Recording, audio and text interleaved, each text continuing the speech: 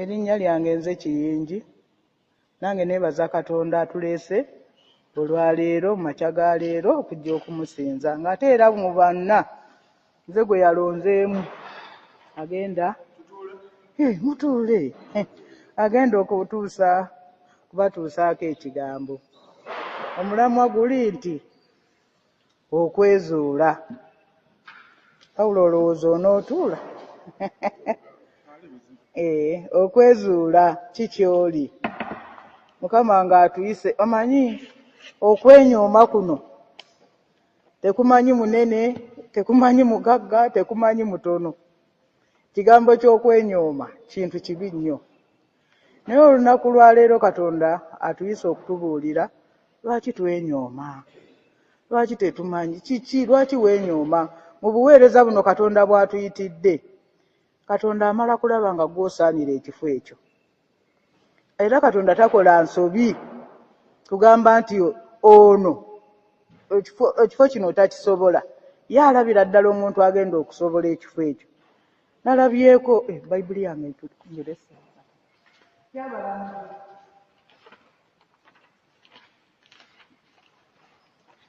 Kyabalamuzi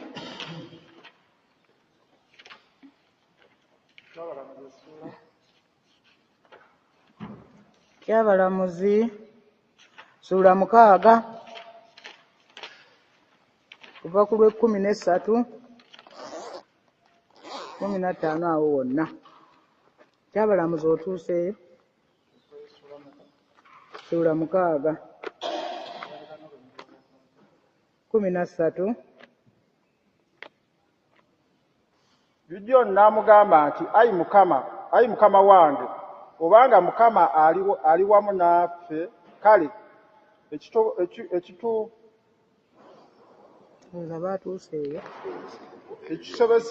ekitubeesezaako ebyo byonna kiki? Kanduddemu. Gidyoni n'amugamba nti ayi mukama wange, obanga Mukama ali wamu naffe, kale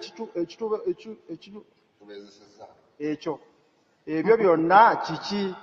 Era ebikolwa bye byonna eby'ekitalo birudda wa? Bajjajja bye baatubuulirako nti Mukama teyatuggya mu Misiri. Naye kaakano Mukama atusudde atugabudde mu mukono gwa Midiyaani. Gidiyoni nga Mukama amuyise ng'amutunuulira. Gidiyoni yali yeenyooma ng'agamba oba Mukama gy'ali. Siri ku bungi bw'empapula 261. Kyabalamuzi ssuula 6 ku bungi bw'empapula 261. Ng'agamba nti obanga Mukama atuyise, lwaki bino bitukola ki? Bitubeerako. Era lwaki bitutuukako? Yongerayo okusoma. Twatandikidde 10 kati wakomye ku lwa 10 n'ammeka? Enagambye okukoma ku lwa 15. Genda mu maaso. Ngende mu maaso olw'14 ne lugamba nti Mukama n'amutunuulira n'ayogera nti genda n'amaanyi go gano olokole Isirayiri mu mukono gwa Midiyaani, si nze nkutumye? Olw'15 n'amugamba nti ayi mukama wange, Isirayiri ndimulokolera kuki? Laba baganda bange be basinga okuba abaavu mu Menase, nange ndi muto mu nnyumba ya kitange. Katonda ng'alaba Gidiyoni omusajja ow'amaanyi. Naye tubadde tuwulira ebigambo nga Gidiyoni yeenyooma ng'agamba ekisooka ndi mwavu. Abooluganda bwe tuddayo mu maka gaffe ffenna gye tuvudde, Katonda oluusi abamu atuwadde ekisa. Ne tubeera na bino ebintu bye tukoze bye tulina. Bweddayo ne weetunja, nze Gidiyoni nabadde simunenya ng'atunuulira buweereza bwe bamuyitidde bunene. Ekisooka n'abandimukwatiddeko nabo baki? Baavu. Ate kaakati ye yennyini yasembayo obuto. Nga bwe yeetunuulira ne obuweereza buno bwagala abagabirira. Obuweereza buno bwagala abakolera awamu. Naye ye bw'atunuulira mu famire, baavu, tebalina kabalina, oluusi n'omukululo gw'eggaali tegubanga nayo mu maka gaabwe n'omupiira gw'emmotoka. N'agaa naye Katonda ompise naakola ntya? Naye Katonda amugamba nti nze nkoze eki ku lw'14 Kyabalamuzi 6. Mukama n'amutunuulira n'ayogera nti genda n'amaanyi go gano olokole Isirayiri mu mukono gwa Midiyaani, si nze nkutumye. Katonda ng'alaba Gideoni ow'amaanyi ateekwa okukola omulimu, naye Gideoni nga yeenyooma. Abooluganda, weetunuulire Mukama akuyise kukola wa era biki by'omunyoomeddemu. Nabadde ntunuulira omukazi ono nga bwe tumanyi, Joswa essuula 1 Onyiro olwokutaano.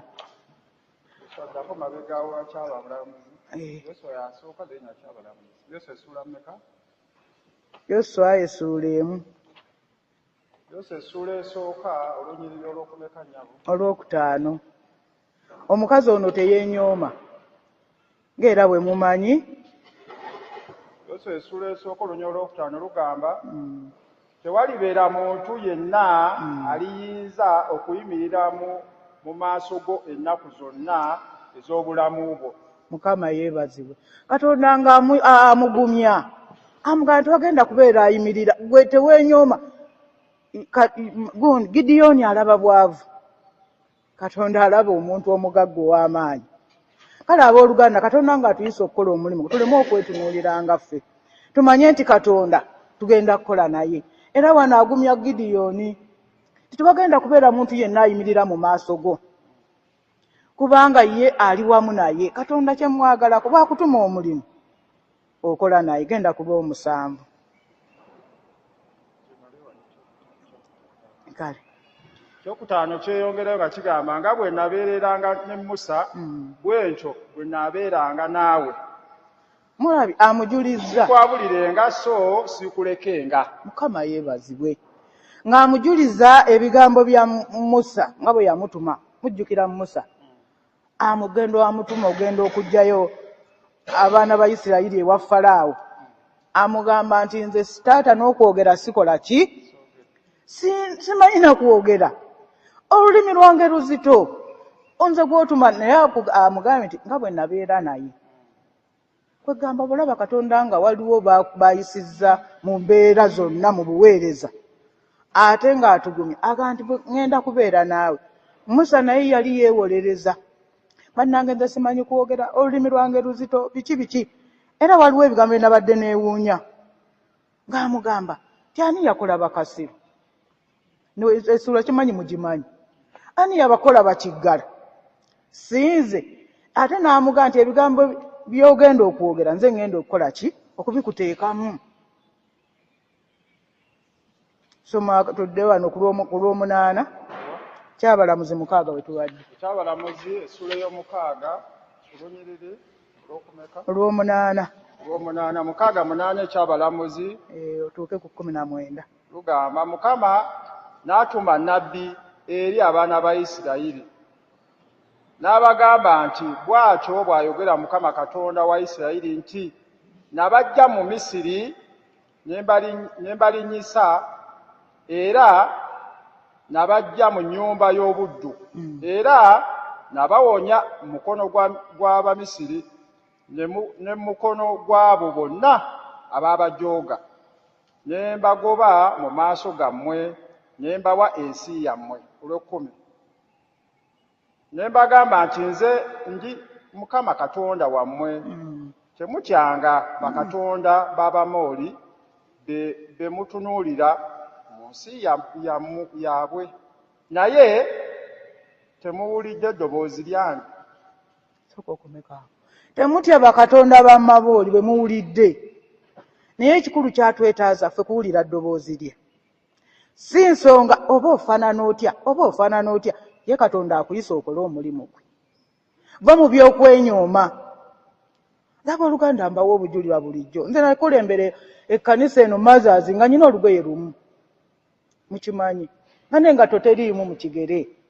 Naye neebaza Katonda bw'akulagira okukola omulimu, seenyooma era ne bino ebyerosi nze nagamba naye nona okwesimbawo mu bantu abangi nayo neesimbawo oba abantu bampadde oba tebampadde naye nga nze nkoze eki nvudde n'omuntu bamuwa akafu benaasobola biki abooluganda obutenyooma omanya liba ddoboozi lya katonda katonda agambye muwulidde eddoboozi ly'abantu abalala si bw'osomye wano nemuwulira eddoboozi ly'abantu abalala oteekwa okwawula eddoboozi lya katonda akuyise ne bagamba nti nze mukama katonda wammwe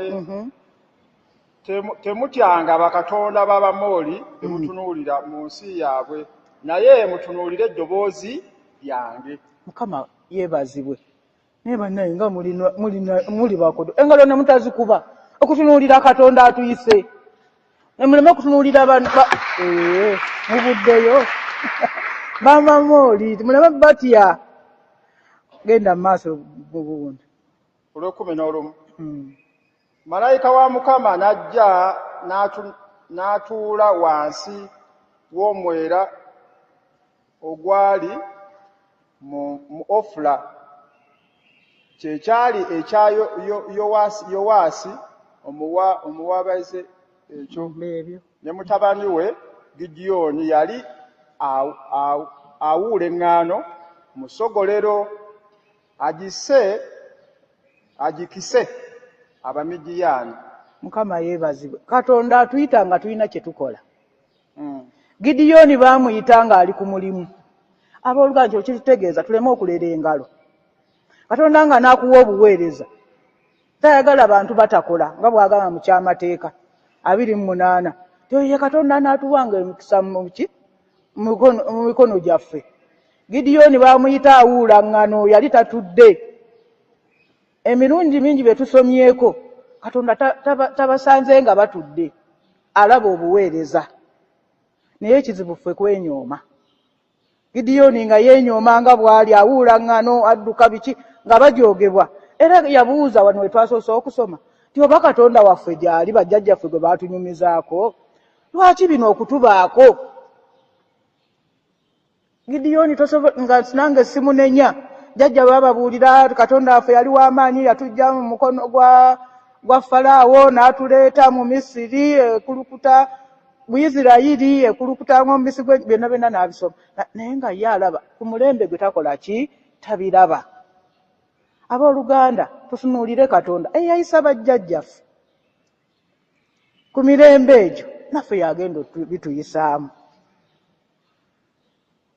Kati Joshua tuzze ku Lwomusanvu lugambye luti Joshua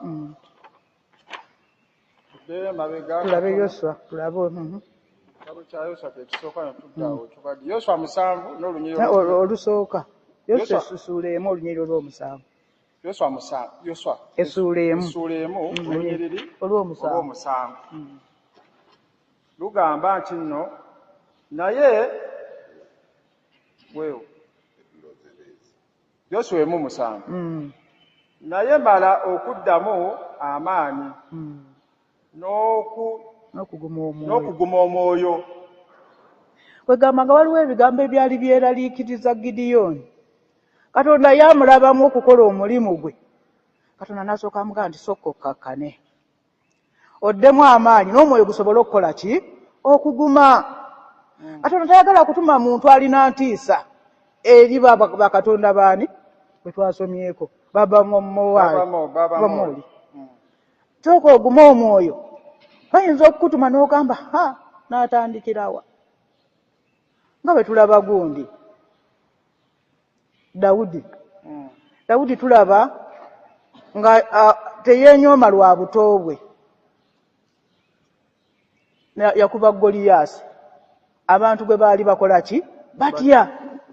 Katonda nga akutumye Bagoliyaasi tujja basanga mu buweereza muno mwebali naye katonda kyagamba towulira ddoboozi ddala wuliriza eddoboozi lyange nze akutumye kabe Goliyaasi yenkanawo olina omukuba ejjinja. Haleluya. Olina omukola ki mukuba ejjinja. Bagoliyaasi be tutya tebayinza kubeerawo buli ddakiika. Gendako mu Kuva essuula 4 tulabe essuula ey'okuna butandikira ku Lw'ekkumi paka 13 tulabe. okuva essula 4 tandika peegi 61. Musa n'agamba Mukama nti, ayi Mukama, nze siri muntu wa bigambo okuva ddi na ddi, newankubadde okuva lw'oyogedde n'omuddu wo, kubanga soogera mangu n'olulimi lwange luzito. Sooka okomekaawo. Ono Musa naye yeewolereza. Oli Gideoni tumulabye abantu be batono ate be basinga obwavu, naye neebaza Katonda.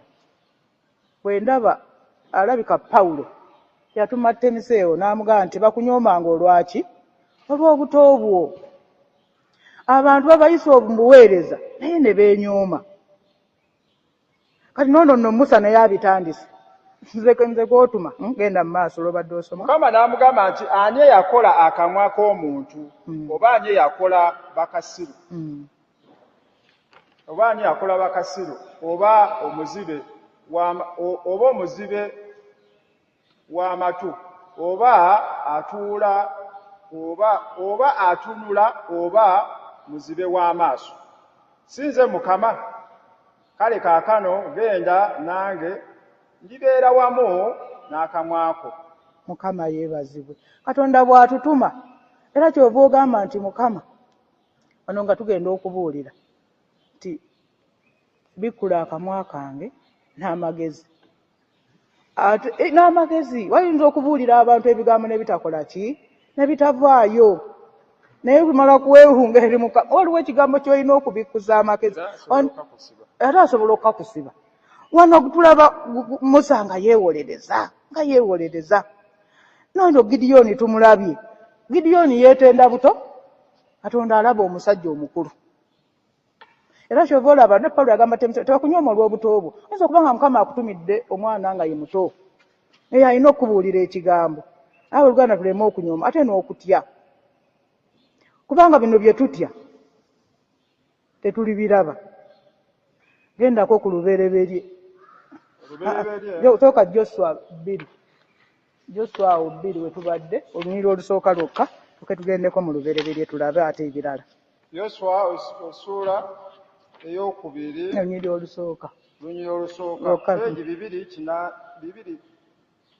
228.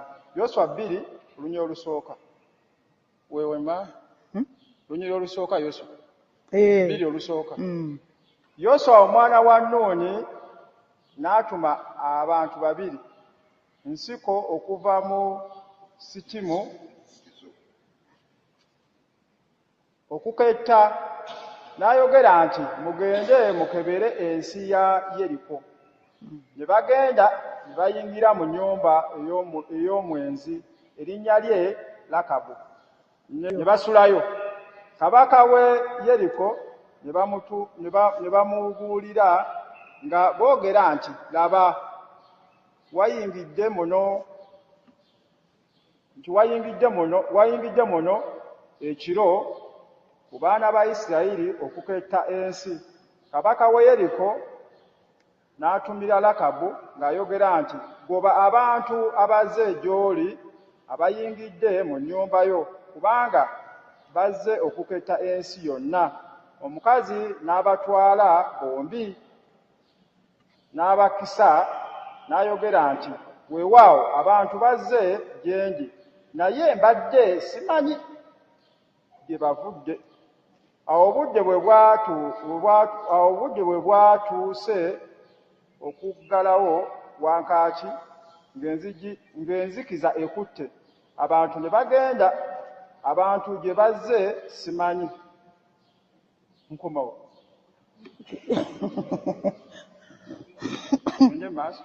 Kwegamba kye mbadde njagala okwogera. Ono omukyala Lakabu yali muki? Mwezi. Naye tulaba Katonda kyayagala kyakozesa. Lakabu teyeenyooma. Olw'okuba nze ndi mwenzi, bano abazze okuketta ensi sijja bakuuma. Olaba akozesa omwenzi. Ate gwatunula ategeera atakola ebyo. Noba nga tulina kyokola. Nze waliwo ebigambo bye neebuuza. Era waliwo akayimba kagamba mu nsi muno okozeemu nsi. Saalongo gw'oyimba. Jangu oyiye oluyimbi. Ntyane. Jangu wano. tobimanyi kale mulutegedde lwebwo. Waliwo Katonda lwali tubuuza ti gwe nkutumye mu nsi okozeemu ki? Naye Lakabu omwenzi tumulabye nga ateresa abaami babiri, ate teyeewaka ne yagamba nti mbutuufu nabalabye. Naye obudde bwakedde ku makya ne bakola ki? Ne bagenda, naye nga mu nnyumba baakola ki? Baasulamu. Ekyo nno bw'oba olimba ng'olina gw'otaasa, ekyo Mukama akikkiriza. Okulimba okulungi okutukuvu, okwo gye kuli. Okwo kutukuvu. Ne ndabako okwo kutukuvu. Kubanga bambi singa yabawaayo bandikoze eki? Kyova olaba ne baba bagoba omubbi n'addukira mu nnyumba yo, toyogera nti ali wano. Mutereke. Andi kakati omusaayi gwe gugenda kuba kuggwe mpaka n'abaana bo. Oba omuwaddeyo. Lakabu ono n'akola ekiriyo n'abatereka. Naye nabadde neebuuza lwaki baagenda wa Lakabu omwenzi. Bwe tuba mu mirimu gino gye tukola, Katonda tatunuulira mbalagi ze tuliko.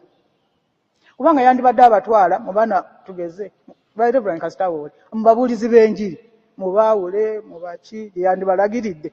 Naye yagamba nti mugende wa Lakabu omuki. Oyo yali entandikwa ya Lakabu, Katonda ng'amunoonya.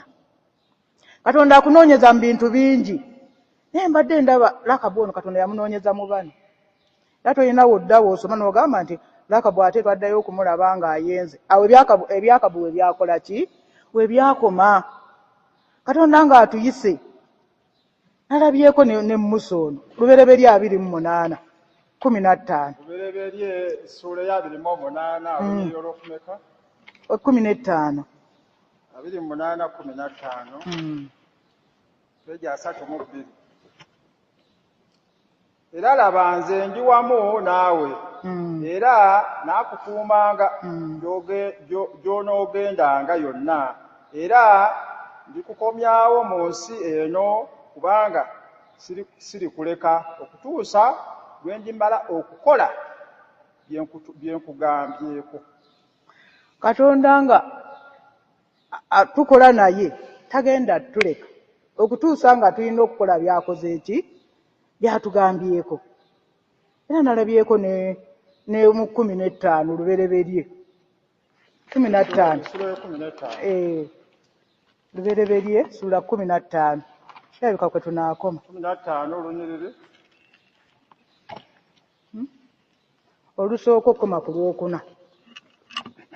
Oluvannyuma lw'ebyo ekigambo kya Mukama ne kijjira Ibulaamu mu kwolesebwa nga kyogera nti totya Ibulaamu, nze ngabo yo n'empeera yo nnene nnyo.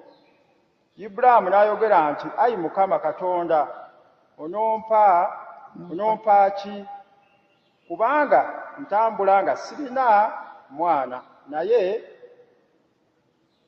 alirya ennyumba yange ye Damasiko. Ibulaamu n'ayogera nti laba nze tompadde zadde, era laba eyazaalirwa mu nnyumba yange y'obusika bwange. Era laba ekigambo kya Mukama ne kimujjira nga kyogera nti omuntu oyo taliba musikaawo, naye aliva mu ntumbu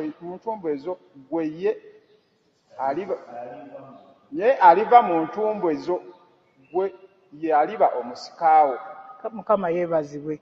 Nga ne Ibulayimu bamuyise ye yeemulugunya lwa bintu. Katonda ompise okukola, naye ate ebintu byange. Katonda atukoowoola wakati mu mirimu emingi. Saalongo tajja kunyeega. Baatuyitanga okugenda essese. Saalongo nga ngamba munnange anti obubizi obwo nabulekera ani? Naye obusolo bwe nga Saalongo kubanga nze mugamba Saalongo tulina okugenda okubuulira enjiri egindiwa essese. Naye nga Saalongo yeewoza namugamba nti naye Saalongo oyagala Mukama te egundiza osobola okugenda. Naye mugamba Katonda atuyita nga tuli baweereza.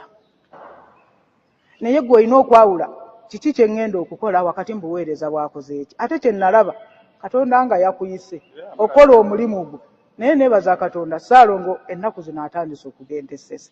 Nze nalinga njagala ŋŋende naye ate nga sinze sikyagenda ate kati Ssaalongo yasituka. Bagamba ng'olaba obuweereza buno Katonda tayita muntu atalina kyakola. Ibulayimu akaabira bintu, talina mwana naye nga twazzeeko emabega mu y'ekkumi n'emu okutandikira ku 27 awo nga tulaba taata waabwe Teera abatutte nga bwe bazaalibwa ne Nokoli nga abatutte ne Nikoli, naye nga Mirika muka Nikoli azaala. Era amatu gano Ibulayimu yawulirizanga nnyo ebifa ewa muganda we Nikoli, kubanga Mirika ye buli ddakiika ng'asumulula, era ne ssezaala waabwe be yabatwala era bakulaga Mirika ye yagenda n'amwana. Naye ate bambi Ibulayimu era kikijjayo ti Ibulayimu mukyala we yali mugumba nga wazzeeyo ku lubereberye essuula y'e11 kikulaga ti newadde ssezaala abasengula okubajja gye baali ng'abatwala mu Uuli, era akulaga nti Ibulayimu Saala yali mugumba. Naye nga Katonda tamulesse Ibulayimu ali ku bisuubizo, era yagezaako n'okumujjukiza ti nze nakujja mu Uuli, kubanga Teera bamala okubatwala yafa ye n'abalekayo. Naye nga tumanyi Teera taata waabwe yali musamize, naye nga Katonda ye bw'aba alonda omuntu tamanya wa wakujja. Nze mundaba nali Mukatuliki naye gye yakola ki? Ye yanjija. Naye kati mwenna temutudde temuwuliriza Omukatuliki awedde emirimu. Katonda nga n'akuwa obuweereza ye wayagala wakola ki? Kati wakujja. Akati gwe muwulira natendekebwa Bakatuliki, nakulira mu maka kale mu bakadde bange Bakatuliki, naye ate nenkulira mu maka g'Abasiraamu. Naye Katonda nga yakunoonyezza, bannanga akunoonya. Kati ndi wano njasa njiri mbasinza nammwe abaagikuliramu. Mukama yeebazibwe. Mutya n'okuyimirira ku kituuti abamu naye nga muzaaliddwa. Katonda nga yalonze tatunuulira mbala, yatunuulira busobozi mu ggwe. Abooluganda kye mbadde mbagamba titemwenyooma. Ndabaza gundi ali mu bya bugagga byatunuulira.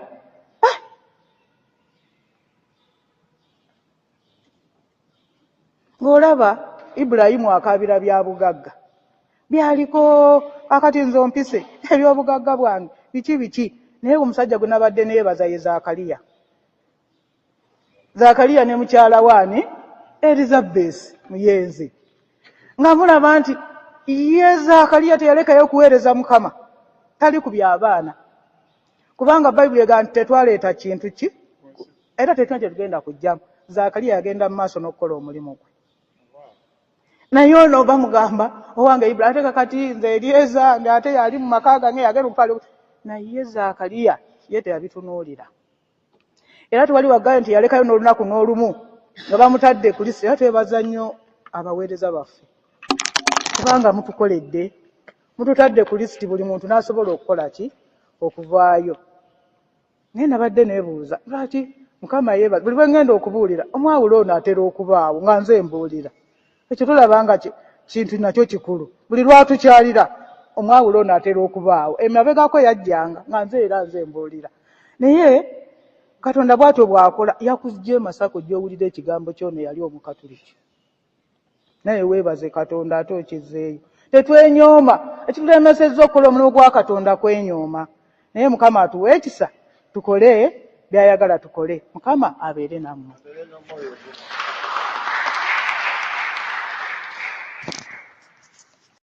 Twebazira nnyo Mukama Katonda omulungi ow'ekisa olw'ebigambo bino bye tuwulidde eby'obutwenyooma, nga tulaba buli muntu gwali oyita nga yeenyooma. Gideoni yali yeenyooma, yeesaasira obwavu, yeesaasira kuba mu nnyumba ya kitaawe nga yasinga obuto. Naye ng'oyo gw'olonze Mukama okulokola ennyumba ya Isirayiri eyali ejeezebwa Abamidiyaani, nga buli lwe baali mmanga eŋŋano yaabwe ng'Abamidiyaani be bakungula nga bagyokya omuliro. era yali akungula eŋŋano ye ng'agikisa Abamidiyaani, n'eyo gwe walonda Mukama, era yakola wamukozesa omulimu omulungi n'alokola abaana ba Isirayiri mu mikono gy'Abamidiyaani. Musa yagamba nti simanyi na kwogera, neera ng'oyo gw'olonze okulokola n'okujja abaana ba Isirayiri mu nsi ey'e Misiri, era n'omukozesa. Lakabu yali omwenzi nga n'ebyokkanisa tabifaako, alowooza bya bwenzi, era oyo gwe walonda okukisa abakessi abaali batumiddwa Yoswa. Tubadde tuyiga mu bigambo bino nti ebyo ebinafu eby'ensi n'ebinyoomebwa obironze okukwasa ab'amagezi n'ab'amaanyi ensonyi, kubanga bw'okozesezza. N'omuzaana watuwadde obujulirwa nti yali mu Katuliki, edda nga n'Abakatuliki tebakkiriza kukwata ku Bayibuli. Ne tubadde tulaba nti ate oyo gwe walonda mu kiseera kino ng'atubikkulira ebyawandiikibwa ebitukuvu. Tukwebaza Mukama, naffe mu mbeera ze tuyitamu ez'ensi eno, oluusi twenyoomye, oluusi twesaasidde, oluusi tufuuse abanafu, ne tutakutunuulira gwe asobola era ayinza byonna. Tuba tukwegayirira nga tuze n'obunafu bwaffe n'okwesaasira, ffe bw'olonze okubeera mu kifo kino okuwulira ebigambo bino ebikulu, era twegayirira byongere okwolesebwa n'okubikkulirwa mu magezi gaffe. Byonna gye tunyoomebwa Mukama, tutegere nti tulina ow'amaanyi atusobozesa okukola ebikulu mu nsi eno. Tufukeeko amafuta ag'Omwoyo Omutukuvu, tujjuze amagezi, tujjuze obuvumu, tujjuze Mukama Katonda waffe twolesebwe era tubikkulirwe olw'okwongera okukulaba n'okumanya. Kwegayirira Mukama tuwadde ekiseera kino kyonna n'ebigambo bino bye tuwulidde, byongere okutufuukira ettabaaza mu lugendo lwaffe mu bulamu obw'ensi eno, kubanga oli wamu naffe. Tukusaba nga tukwegayirira ebigambo ebyo naffe Mukama otulonde, kubanga tuli banafu. Twenyooma naye otulonde, otujje yonna gy'otujja, otukozesa ebyo ebikulu ebiweesa ekitiibwa erinnya lyo era ebizimba obwakabaka bwo. Mu linnya ery'amaanyi ery'obuyinza ery'Omwana wa Katonda omulamu ali waggulu ennyo, Yesu Kristo Mukama waffe. Amen.